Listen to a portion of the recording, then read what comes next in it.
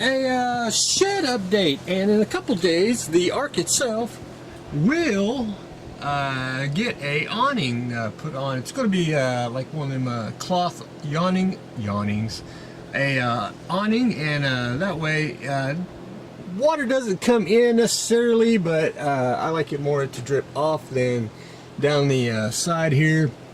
And so that's another protection that I wanted to buy for the Ark. But anyway, gotta shut the door because it's a little windy outside, and it just shuts just enough to where the cord it shifts too, just a tad. It's only when it's basically you know how your house shifts when it rains. But anyway, an Ark update. So we're going to do a little few kits. We'll do the diorama one, which will probably be tomorrow. I'll probably discuss that. But anyway, up first, I went ahead and got another trumpeter turntable. This is the small 3-inch one with the I want to say it's about 4.5, 5 inches tall. That's with the acrylic tube.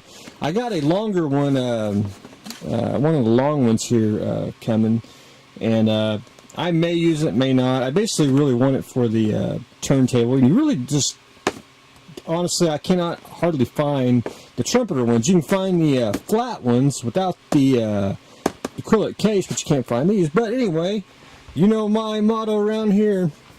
I always like to have two for the Ark, and we have one there and one here. But anyway, I'll be probably using one for the diorama purposes, which I want to do one for this year, next year, somewhere around there. But early part of next year is what I'm planning on. But anyway, we'll figure that out as we go along.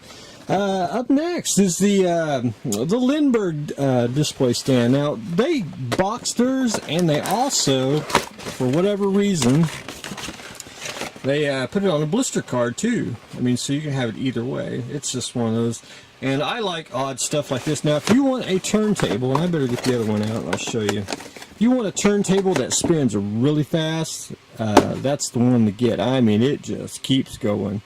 And it's it'll sling them all around extreme. It's an eye catcher if you ever go to a show and see the Lindbergh one. Just keeps on going. If you want a slow one, the trumpeter's the way to go.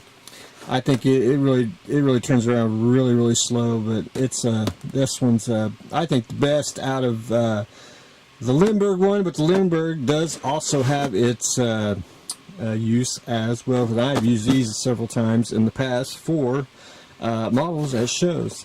But anyway, that's I like odd stuff like that. I think it makes a unique addition to the model collection.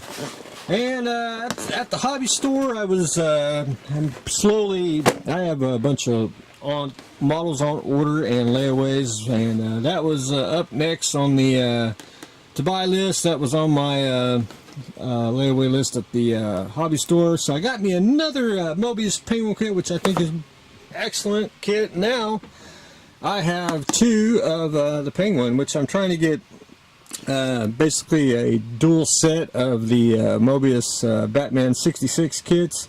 The only one I don't know, and I don't remember if I actually bought a third one on the Batman, as I built Batman with the contaminated cowl.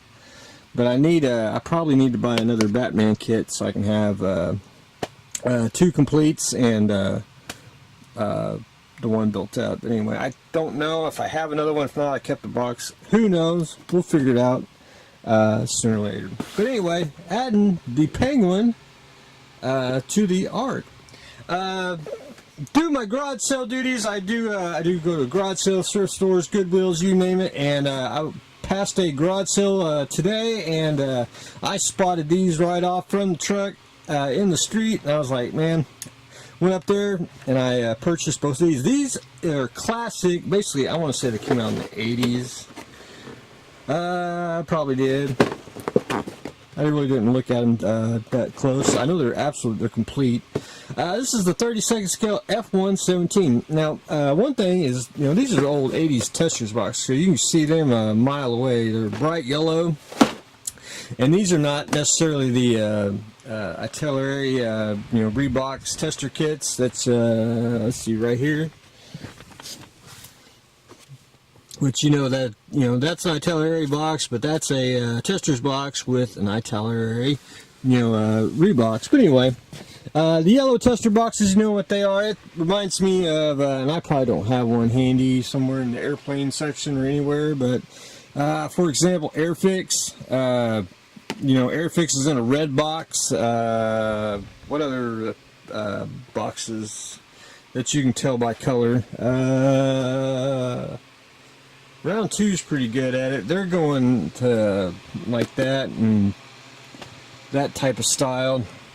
I mean, you knew their 1/1000 kits. They were, when they did that version, then they went to this version. AMT early, you can spec out their boxes, but a specific kind of box, is what they're known for, like Airfix. I don't know if I have any at all. I mean, testers like testers for Jamie Reeboks. Can't really say Tamiya because they basically just have the symbol, but their style of boxes. I don't have any. That's handy. I'll be darned. Oh well, that's just a little bit of a history lesson there. But anyway, and I probably have one somewhere. I know I got them in the smaller scales, the F117. I should have one in the 32nd, but if not, I got another one, which we like to have 2 around here, because this thing is in a 32nd scale, I believe. Yes, sir. Anyway, it's box is a little crushed, but nothing major. I mean, nothing that you can't live without, because the kit's good. Decal's probably gone, but I ain't worried about that. Anyway, adding a classic. And I love the design. I think it's unique. One of the unique planes out there. Anyway, adding the F117 to the Ark. And then, right underneath it, had to have it. B2 Stealth Bomber. This is a 76 scale, which builds into a real big kit. Now, I didn't look. This one's taped, and it's heavy too, so I assume the paint's still in there. I'll have to pop that up. Well, let's just do that right now. They taped it. Let's take a gander. Aha! We got standard kit, decals, good shape. We got glue and brushes. We got tester dual coat. Wonder if that's any good at all.